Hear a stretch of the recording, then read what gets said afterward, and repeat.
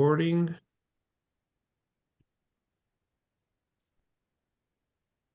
Gonna let you in. Trent, I need to find it. No worries. I think I'll probably have to mute my mic. Okay, I found you. Close this.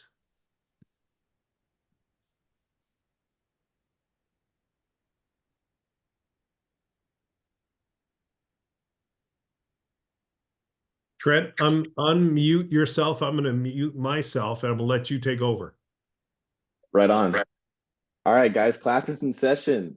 My name's Trent McKinney. I'm a graduate student at California Baptist University. A little bit about me. With my athletic background, I played baseball for 20 years. I walked on at Glendale Community College, ended up earning a scholarship at Cal Poly. And that's actually where I met Mario. He worked with our team for a couple of years. I ended up at CBU where he also teaches. So he's put me under his wing a little bit. So I promise you guys you're in your good hands. All right, let's go to that first slide. Speed check reported ahead on the Soto freeway.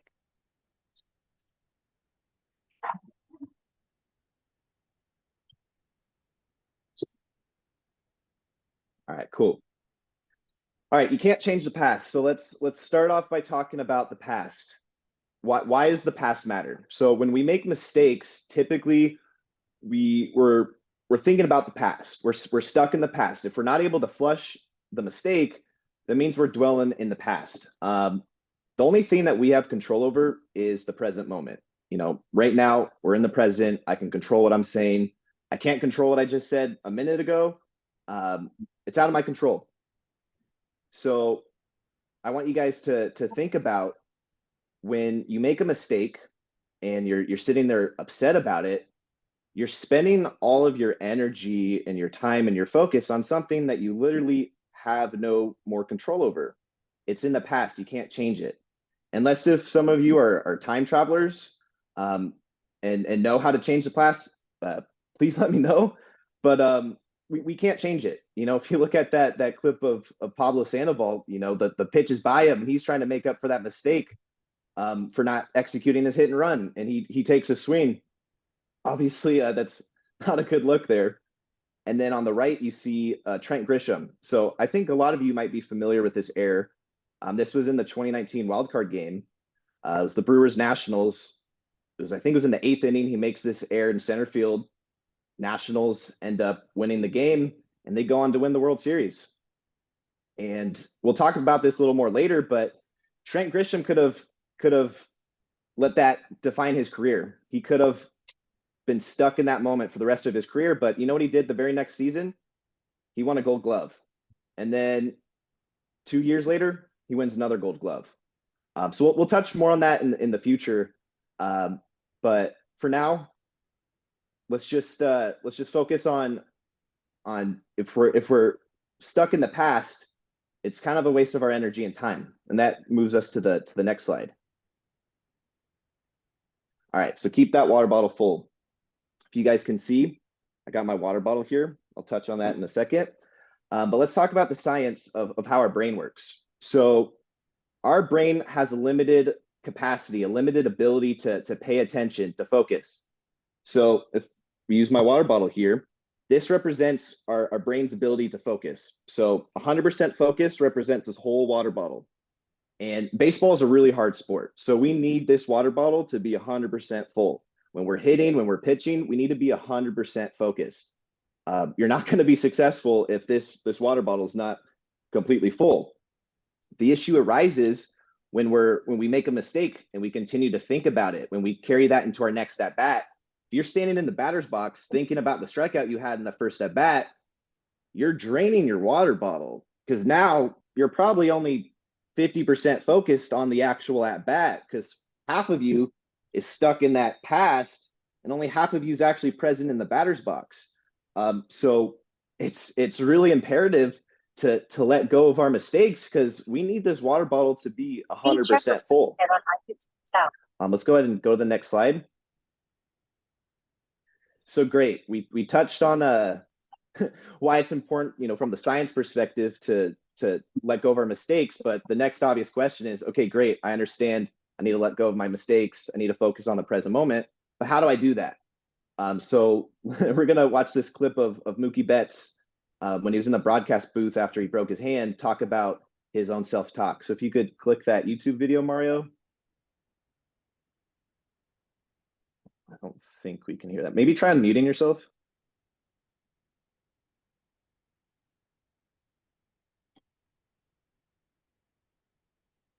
Is anybody able to hear that? But I mean, I think it's just important. Let me unmute myself and I'll play it again. Maybe go back to Hopefully the you guys last can hear it. slide. Try going back to the last slide and then back to this one because it's time stamped. Okay. Yeah.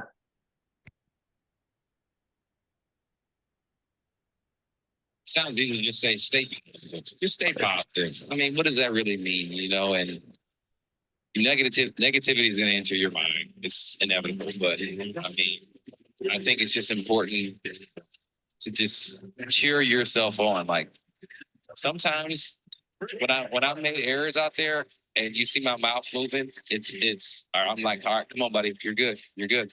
Keep going. You got to keep going. Ready for the next one.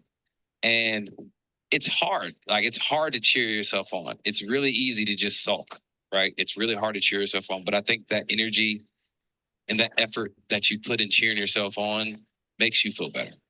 And nobody's going to treat you better than you, And as a kid, I know nobody's going to understand that, but really it's just be your own best friend. Like be able to sit in a room and be one with yourself. And that sounds so weird to tell a kid, but I mean, that's what I would tell my younger self. And I would tell them I would let myself figure it out at that point. All right, perfect. Thank you, Mario. So there is so many nuggets in that video. Starting off with, he talked about being your biggest cheerleader. I love that idea. That's why I got that little GIF of Mookie Betts dancing there. He just transitioned from playing right field his whole career to playing shortstop, probably the hardest position on the diamond. And he made some mistakes. He did. He made errors. But how does he stay positive? He cheers himself on. He doesn't let a mistake get to him. He's going to be his biggest supporter. I love how he says nobody's going to treat you better than you. So I want you guys to realize in baseball, you're out there by yourself. If you're on the mound, you're up on an island all by yourself. And there's nobody out there that can really help you except you. So if you make a bad pitch, a mistake pitch, and guy drives it, and you're going to sit there and sulk and beat yourself up over it, you're screwing yourself over. You're the only one at that point who can take care of yourself. Same with the batter's box. You're the one with the bat in your hands. You're alone in that box. You gotta be able to take care of yourself. If the umpire makes a bad call, so what? You got to move on from that. And then the be your own best friend. You guys know the saying, like, if I wouldn't be mean to my friend, I wouldn't be mean to my teammate, I wouldn't talk smack about them after they make a mistake. So why am I going to do that to myself? It's very simplistic, and everyone knows this, but how come we still do it to ourselves? That's the challenging part of this. And as Mookie said, those negative thoughts are going to enter your brain. It's inevitable. Even Mookie Betts, who's practiced this, he's practiced his self-talk. He's one of the best players in the world, probably one of the most confident baseball players out there. Yet he's saying that negative thoughts are going to enter your brain. And just the science, guys, I promise you, no matter what you do, you cannot completely avoid negative thoughts entering your brain. And you're humans, you're going to make mistakes. So this is something you're going to have to deal with your whole life. I still have to implement this in my life. I'm trying to do this for a living, and I'm telling people how to be more positive, and I still have to practice it. But it's a choice you get to make, and we'll touch on that a little bit later. But I also wanted to touch on some mistakes that often arise. A lot of the mistakes we make in baseball are usually kind of simple, smaller ones. And it's funny when I work with a lot of youth baseball players, even college baseball players, they'll come to me and they'll be so upset, like, oh, I missed that pitch right down the middle. I could have hit that. Like, why didn't I hit that? Or I made an error on a routine play, and they're so frustrated. They're frustrated because they know they can make that play, but they weren't able to make it. And I kind of laugh about it because it's funny. It's such a simple play, and they're so frustrated that they made the mistake. In reality, the way you should think about the situation is that's an easy play. I know I'm a good enough baseball player to make it. So the next time that play comes, I'll just make the play. I have nothing to worry about. It's such a waste of your energy to focus on something you know you're capable of doing. Just because 1 out of 100 times you made that mistake, 99 out of 100 times you're going to make that play. You're going to put a better swing on that ball. There's no need to beat yourself up. Those are so simple adjustments that you can make. Um, and then I just want to talk about some changes in mentality you can have. Um, one that I see a lot of younger baseball players struggle with is with the umpires. The umpires, you can't control them. They're going to make a bad call. They're going to expand the strike zone. They're going to call a ball way off the plate. You can't change that. So a lot of people are going to complain about it and pout that they had a bad pitch get called a strike. You can't control it. The change in your mentality should be, I didn't need that pitch. I didn't need that. I'm a good enough baseball player. That's just one. Pitcher strikes you out. He got lucky. I'm gonna get him next time. He's not getting me out next time. You could be upset. You could feel defeated, but don't even let your brain go to the oh, I'm not good enough. Oh, the umpire made a bad call. No, those are excuses. Those are excuses. Shift your focus, shift your mentality to like, nah, he got lucky. I got him next time. Mario, you got anything on that? Anything you want to add? I'm staring at this beautiful piece of artwork that I recently had made and I put in my home. And it is my mentor's top 10 sayings. He had a gazillion of them. But this particular piece of artwork was done by a former Major League Baseball player by the name of Bob Tewksbury, former pitcher, and it is hanging, I think, and Mr. Van Horn, you might be able to help me out here. I think it might be in the Minnesota Twins locker room. And one of the sayings that's on here that says, "Are you that bad of a player that you need to feel good to play good?" And it really speaks to this idea of, we make mistakes. They're part of the game. Your job is to be able to play the game in spite of mistakes or errors or bobbles, or things that happen. And no one's asking you to be perfect. So you shouldn't put that kind of pressure on yourself. Just go play. Because the really special players like the Mookie Bettses of the world, they're going to make a big mistake and then they're going to turn around and they're going to play with as much enthusiasm as if instead of a mistake, they hit a grand slam. They're going to treat every game, every at bat, every inning, every opportunity with the joy of knowing they get to play something they love doing. So rather than pout, bring a sense of joy because the game will reward you for that. Just like the game will find you out if you are what we call a mental or emotional midget. So that's other than reemphasizing what he said, I even wrote this down. Be your best friend. And I love that you have that there. Why does that matter? Because when you're kind to yourself, that means your confidence never gets drained. Because you are either your own worst enemy and you're a vampire where you suck your energy dry, or you learn how to recharge your own battery so that the best of you comes up to every at bat or every inning, or plays the role of a great cheerleader, not just for yourself, but for your teammate. Those are the things that you can learn how to control to be able to play this game at a high level consistently instead of the highs and lows that come with the game. That's all. That's a perfect transition into the next slide, actually, talking about being consistent. Okay. If you could go to the next slide, that was You literally the betcha. perfect thing to say. You betcha.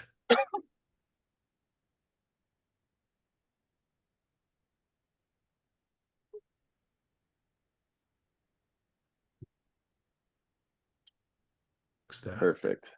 Okay. All right.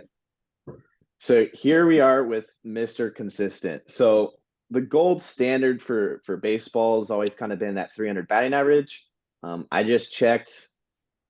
Freddie Freeman has a career average of 300. And I don't think there's been a more consistent player in baseball since he's been in the league. And as Mario said, talk about consistency and managing the highs and lows. Have you ever seen Freddie Freeman get that upset with himself? I've never seen him crash out. I've never seen him look that upset, you know. And I'm not saying that you can't celebrate, but I've also never seen him get super, super crazy excited, jumping around like he won the World Series after a base hit. He stays pretty even keel, and so has his career. His career has been pretty consistent.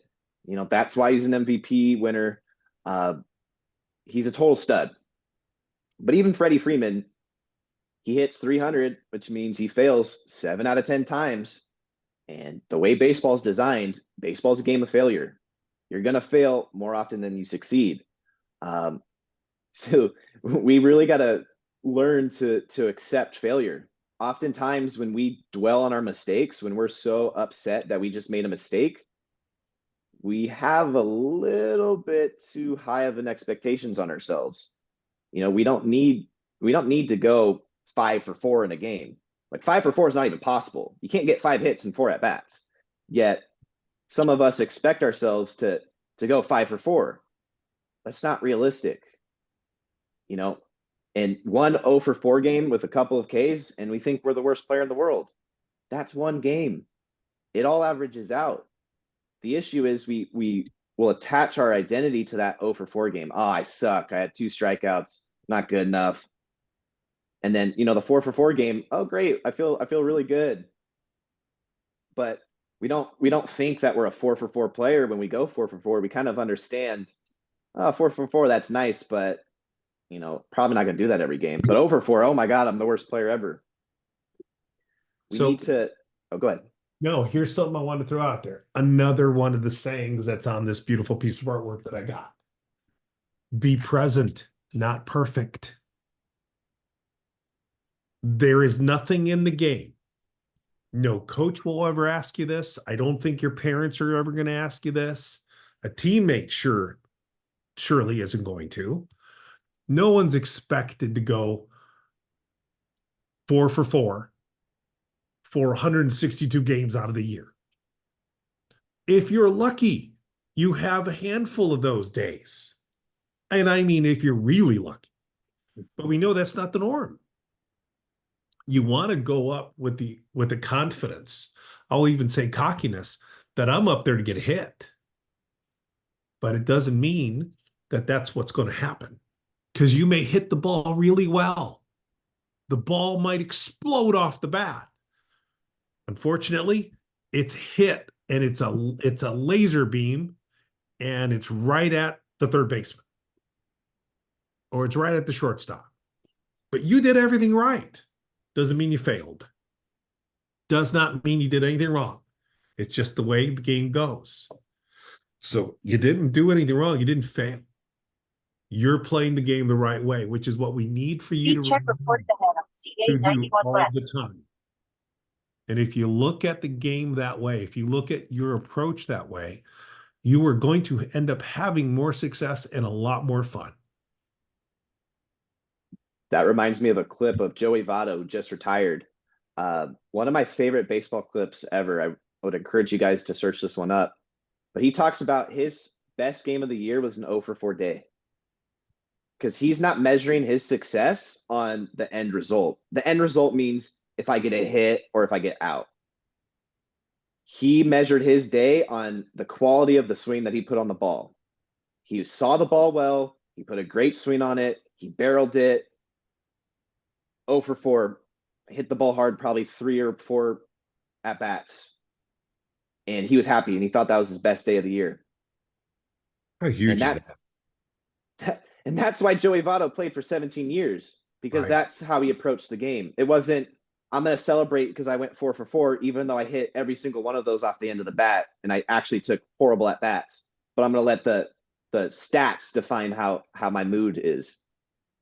That's probably the biggest epidemic in youth baseball that I've seen, working with youth baseball players. And I don't mean to be cruel, but the stats don't matter right now, guys. Not that they really should ever matter, but especially now, it's about learning. It's about getting better.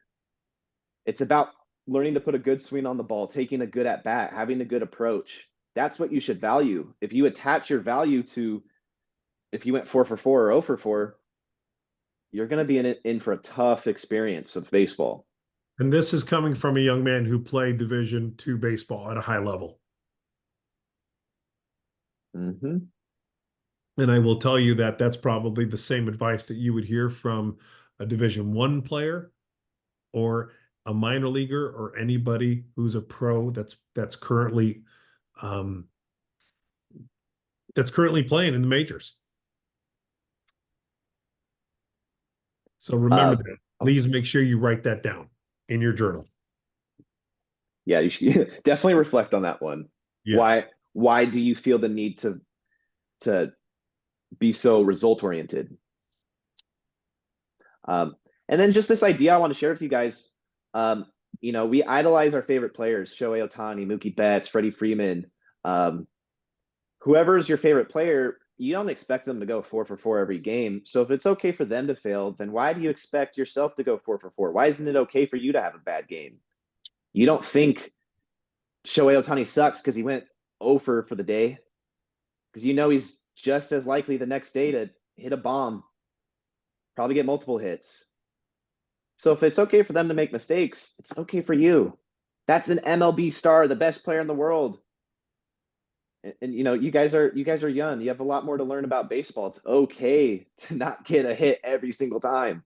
So, Um, so here's something I want to attach to that statement, and that is, failure is not failure if you're learning something. And that's the right way to approach the game so you can keep getting better. Okay, I struck out. You can turn around and the next slide's going to speak to this and have an emotional temper tantrum. Or you can use that time to really think about, all right, why did I miss? Why did I strike out? But before we get to that, let's jump into the other thing, which is perspective. And I'll let you jump right into this. All right, this one I'm really excited for this. This is fun. So you guys notice these are two balls boinking off of these players' heads, not their proudest moments. So in just a moment, I'm gonna have everyone join a breakout group, and we're gonna share a not top 10 play that we've made. But I'm gonna ask you guys to share, so I'm gonna share in front of everyone. So this was at Cal Poly. It was right before our season started. So I'm still trying to earn my spot as a starter. And it's actually on my birthday that this happened. So it makes it even a little funnier. So I'm playing right field. I get a can of corn fly ball. I literally did not have to move. The ball was hit perfectly to me. I literally did not have to move. The easiest fly ball you could ever imagine. Every single one of you in the Zoom call could catch it. And I dropped it. And what sucked is that would have ended the inning, but instead that caused 4 or 5 runs to score. They had a rally after that. And I remember after I made that play and I'm running back to the dugout, I laughed about it, because I was like, it was humiliating. Like, I'm not going to lie. Like, that, I've never dropped a ball like that. That's the easiest play. And I felt myself starting to go into a shell and like getting really insecure, thinking about everyone judging me. But I was like, that doesn't help me. Like, it's like, screw that. Like, that's not going to help me. So I just laughed about it. I was like, it was comical that I made that error on my birthday. My coach was kind of already upset about me for another reason, which we won't get into. But it was the worst time to make that error, and I made that error. but I laughed about it, and then I ended up having a great day at the plate. So I look back at that memory very fondly, which is funny because that could have easily been a moment where I would never want to go back to. But I actually look back at it fondly because I was able to let go of it pretty quickly just because I laughed at myself. Um, so what we're gonna do is we're gonna set you guys into some breakout rooms. For what do you think, Mario? Like 3 minutes? Let's see. Let's make sure I can do this the right way because it's been a while. All right. When you guys are in your breakout rooms, I just ask that you share a moment where you had a really bad play, kind of an embarrassing moment. And then when we come back from the breakout rooms, I want to hear from a couple of you of the of the most embarrassing ones. Go back to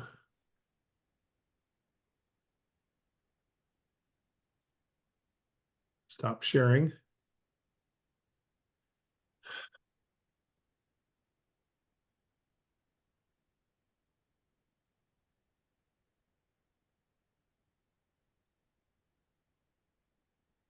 All right, so this is where my graduate students need to help me out here. Remind me how we do the breakouts. Let's see.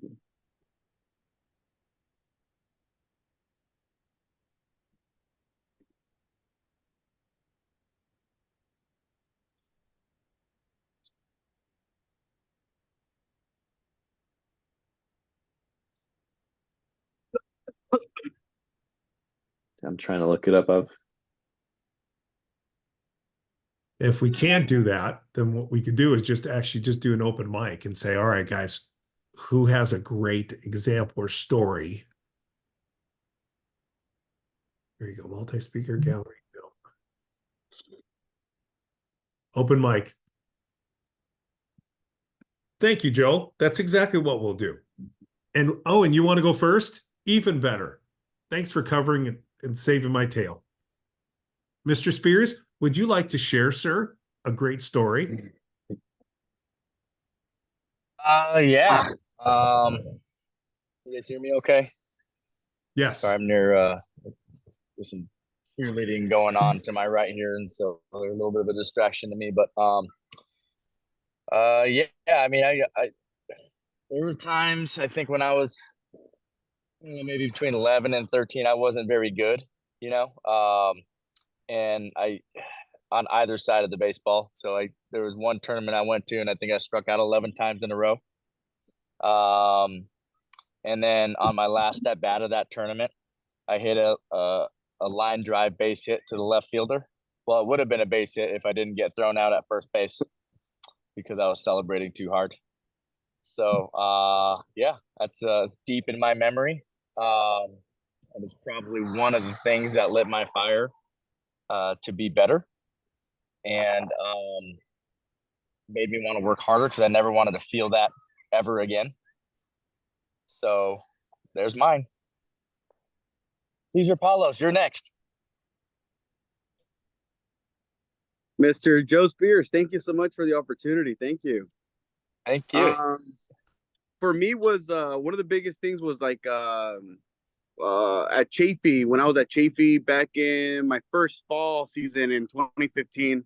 We were playing San Bernardino Valley, and I had an old friend of mine at Valley who, we ended up hating each other and whatnot, and just a lot of, talking smack back and forth during the whole time, telling Wait, them, you talking smack? No. yeah, all the time, right? Okay. Unheard of, unheard of. So, just All telling the them like, all the time. All the all time. the time, all the time. You guys already know me. And I ended up giving like 14. I ended up giving up 14 runs in like 3 innings. It was like the most embarrassing, like performance I've ever had. Especially after talking all that smack. It really brought me back down to earth, and it humbled me a little bit. But that kind of lit, like Joe said, a little fire underneath me to just keep my mouth shut, keep my head down, and just do the work. Very nice. I think I got a gentleman. Is it Gino? Gino wants to go next. He's got a story to share. Where you at, Gino? I would just want to say, one time I was pitching and I got a ground ball to the first baseman and I ran in front of the runner, and the umpire called it interference. And that was probably the most embarrassing part ever. Okay, so my turn. I am 18 years old, and I'm thinking, oh, I'm all that in a bag of chips. And I go to our spring tryouts, actually our winter tryouts at Indiana University. I played first base and outfield, and they tell first baseman going out there, we're gonna hit, guys are going to beat P, and we're gonna be fielding. First ball that's hit to me, it's a ball that bounces off of a dirt clod and smacks me straight in the face, actually in the eye. And next thing I know, I wake up with a bag of ice that the trainer's holding for me because I got knocked out.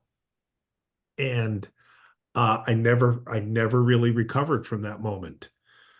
Um, can you say it was embarrassing? Absolutely, because I was expecting to be all conference, all everything. And the fascinating thing is, I never really recovered from the fear of getting hit by a ball after that. So an embarrassing thing then became a serious thing, which later led me to this field called sports psychology, because I started trying to understand why I was fearing the ball and what is this thing called the yips, because that was the first time I realized what that word meant, and that it didn't only apply to just pitchers, it applied to baseball fielders as well, position players. And that eventually led me to doing what I love to do and get to do.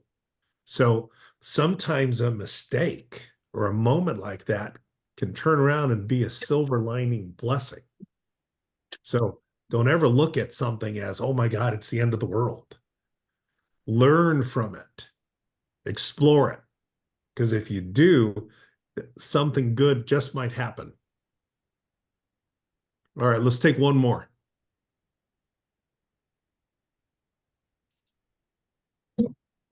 Somebody has to have a funny one. Like a Jose Canseco moment where it bounces off your head and goes over the fence. Gabe, you're on the Siri. You're up.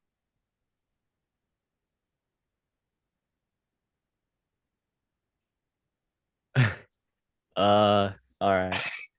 Can we see your face, Gabe? I don't have a camera, Wow. but That's right. He's not that good looking. We really don't want I agree. I concur, Mario. I don't know. I'd say maybe my freshman year, high school. I was playing second base for our school, and I was kind of frustrated with the team because we weren't very good. But yeah, I was just like in my own head, just saying like, yeah, this team sucks. I don't want to be here. And a ground ball comes, and just going through the motions, and I end up falling and breaking my left arm. So I guess that's one of my embarrassing moments. And I'm just like all on the field, everyone's around me, and I just like, I don't know what to do.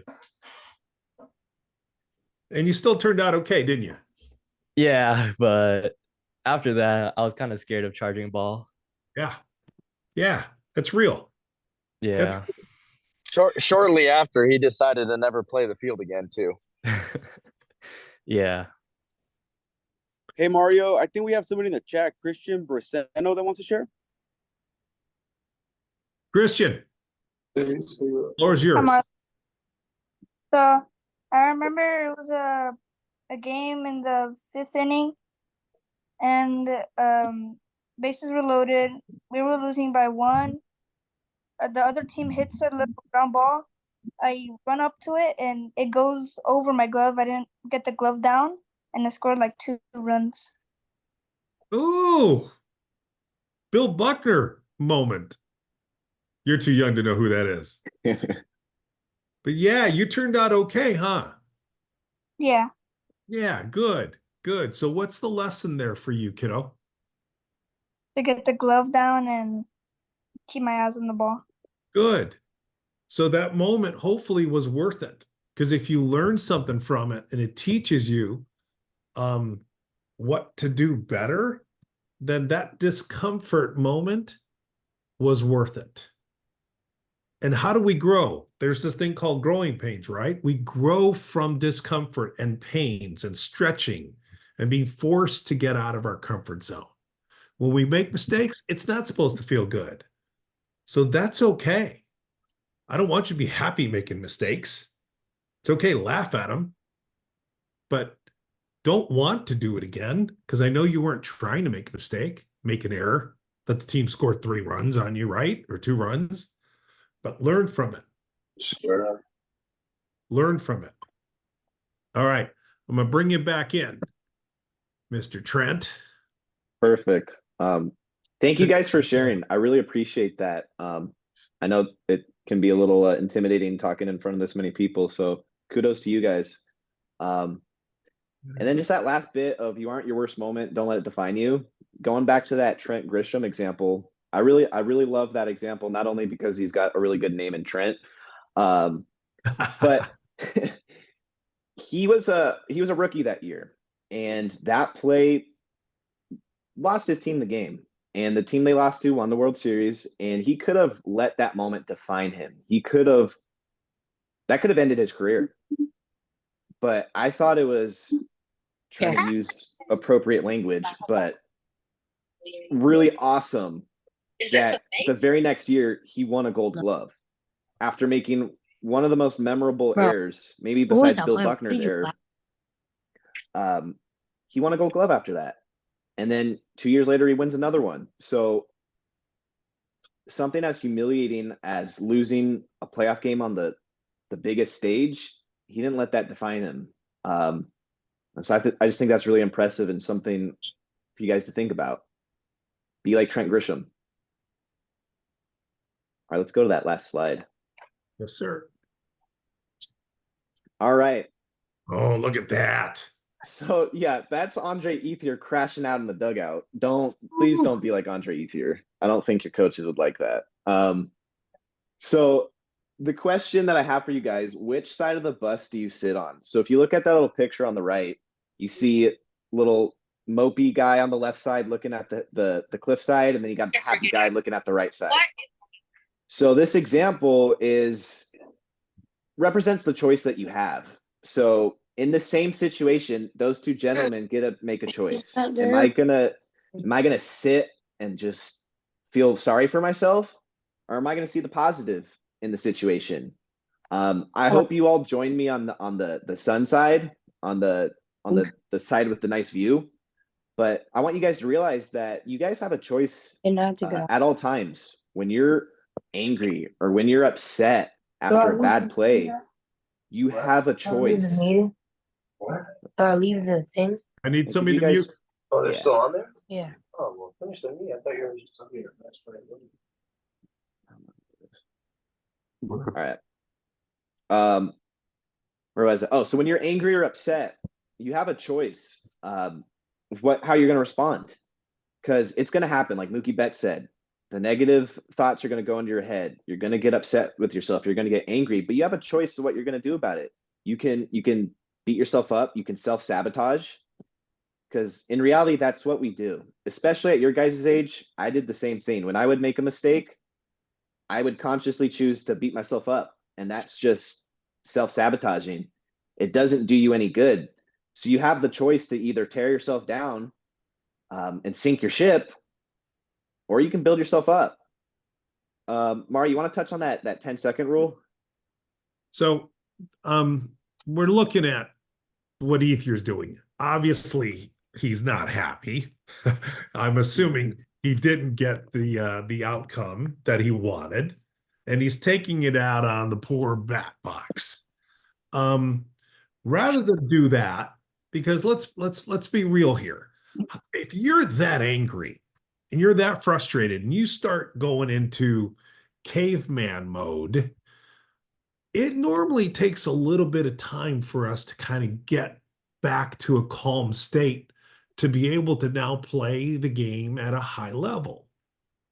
So rather than act like a 3-year-old, The thing that we tell players is that you got 10 seconds, which is about the time that it takes for you to go walk from the batter's box back into the dugout, put your bat away, put your helmet away, and to process what just happened in that at bat.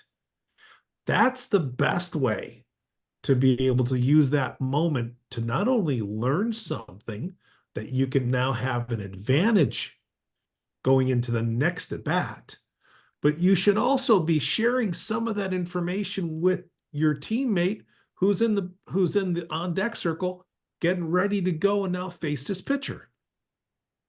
You can't do that real well and be a great teammate if you're being selfish and emotional. You can do that and give your team now a greater chance of having success against this guy who's facing you if you are emotionally calm and in control and you're processing what is happening here so you can make the adjustment. Because every at bat, every pitch, you should be making a slight adjustment, not a huge fix, not a reinventing of your swing, but a slight adjustment. Sometimes it's just reminding yourself of how good you are, that I can hit this guy. I just need to maybe choke up. I need to maybe take a little bit of a breather, but never let your confidence suffer and never let it be drained because of your own emotions. They will never serve you in that manner. That's why these videos are so good, because everybody cares, even pros. That's why you see that from time to time. But if he's going to be a teammate who's going to help the team at this next at bat, he better let go of that real quick and come back with a pro's mentality and mindset. Okay. Perfect. Is that it? Nope. Last one. Yeah, just a little recap for you guys. So we talked a lot about staying in the present. Remember, you can't change the past. It's out of your control. It's a waste of your energy, and it drains your water bottle. We want to keep this water bottle full. Baseball is a really, really hard sport. You're gonna fail more often than not. So keep this water bottle full. If you want to be successful, you have to have this water bottle full. You have to be fully focused on the present moment. And then I have the title of the YouTube video up right there. Your guys' homework is to search this video up. So please write it down in your notes. He talks a little bit about some stuff in the infield, which is great. So you'll learn a little bit about, some mechanics and stuff, but also he goes in on the self-talk and other aspects of the mental game. It's a really good video to watch. So your homework is to watch it. So please search that up on your own time. And then the last thing I really wanted to say is, the choice is yours. Once again, you have the ability, you all have the ability to manage your emotions. Just because you're angry doesn't mean you act on it. I think sometimes we get caught up in the moment when we're angry or upset, and we think that's our worldview. Like if I struck out and I'm embarrassed about it, then I suck, and that's how I see myself. You have the choice to get out of that. You have the choice to persevere, to put your head down, and have that cheerleader mentality that Mookie Betts has. Be your best friend. Yeah, and if Mario, if you don't got anything else to add, could we open it up to some questions? Let us do that. So stop the share. Open this up.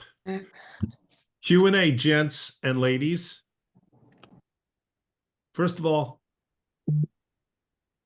on a scale of 1 to 10 with fingers, 10 being fantastic, what would you rate my student?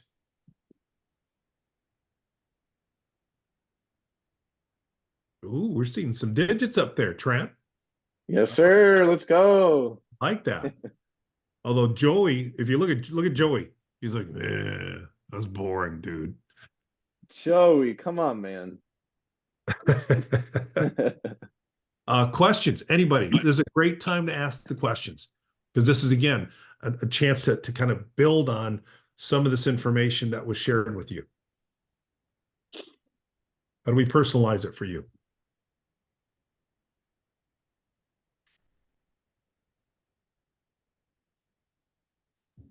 I have a question.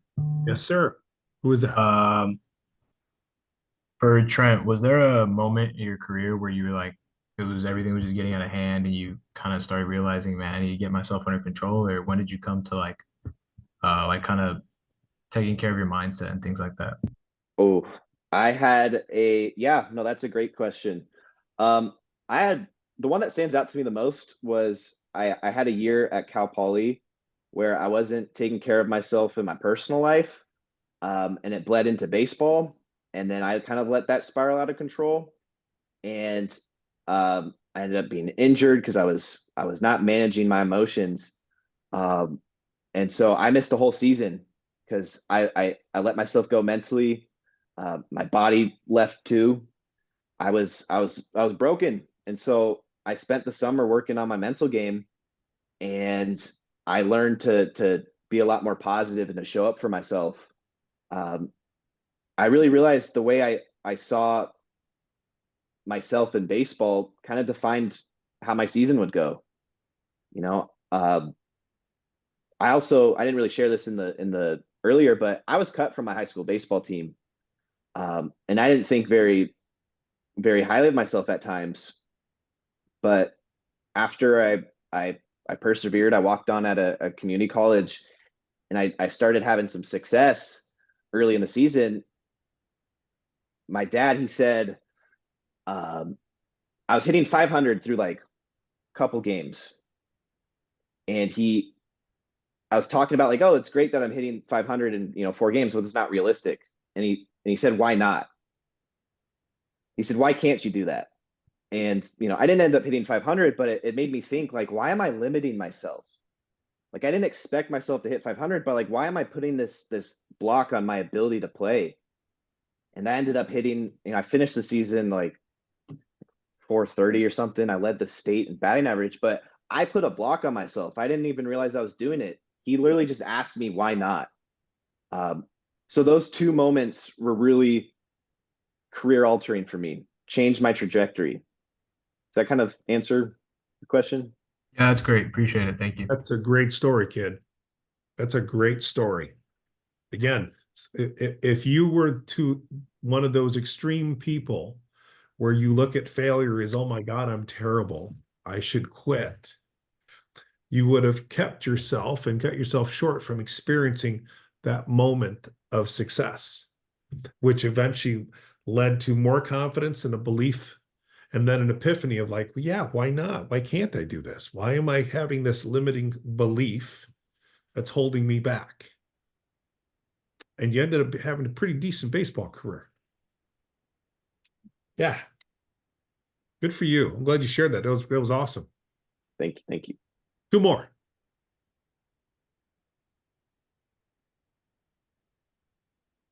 One more.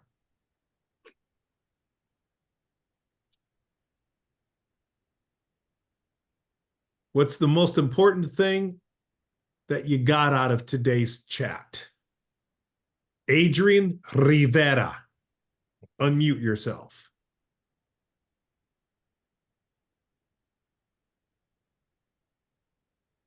What's the most important thing you took out of today, young man?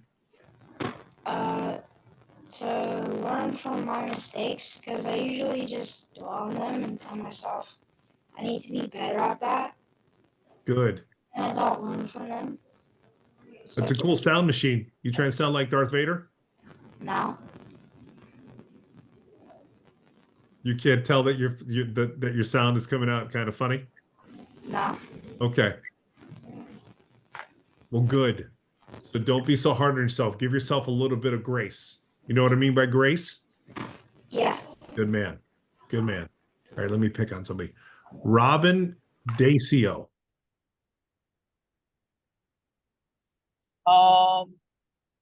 One thing was just focus on the present, not the past.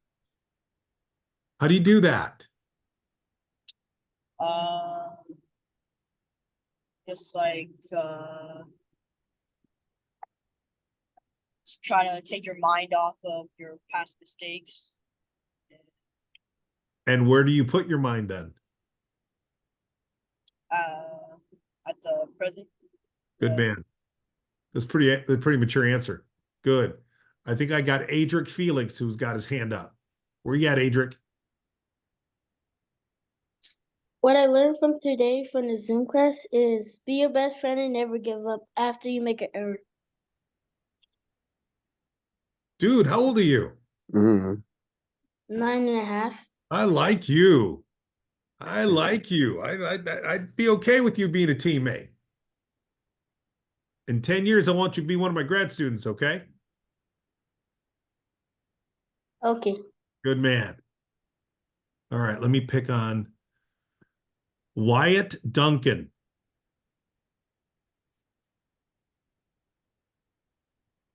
Hello. How you doing? Good. How you doing? I'm good. What you got for me, man? I learned that self-talk is super important, kind of like what Adric said about being your best friend. That goes a little deeper into, how you talk to yourself and how you treat yourself after you fail or make a mistake and stuff like that. The most important conversation you can have is the one you have with yourself. And it better be positive. It better be good. It better be building yourself to believe in what you're able to do. Because if the opposite is true, then you become your own worst enemy and you become the opponent. And now it's not the person you're playing against or the other team. It's you. So start by being your own cheerleader and helping you believe in you. Because when you start believing in yourself and what you can do with confidence, guess what happens? Now other people start looking at you differently and they're willing now to invest in you and believe in you also. So I'm glad you said that. That was fantastic. Thank Okay, you. I think we got Rosalie.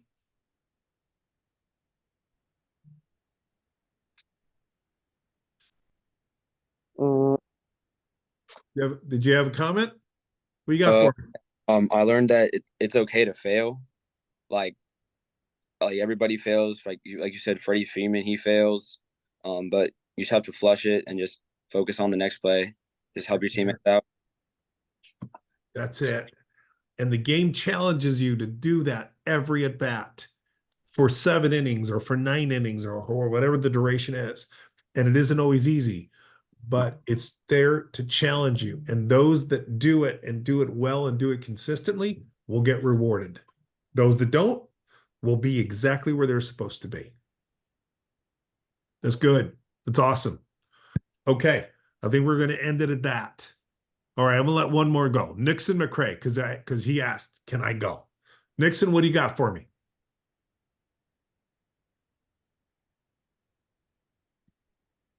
Nixon, where you at?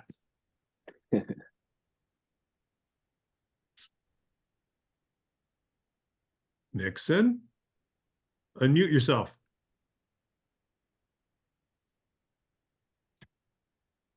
No? Okay. Ricky is asking, can we get a copy of the recording? I will inquire with Joe, but I don't see that being an issue. I think all these are going to be made available. So I will check in and I'll make sure that he responds back to the group. So homework. Make sure you review these notes. Make sure you put stuff down so that you start collecting all these fantastic conversations and it starts becoming your little baseball Bible and toolkit that you get to go to for a refresher. And you start adding to it. You start writing on your, on your experiences.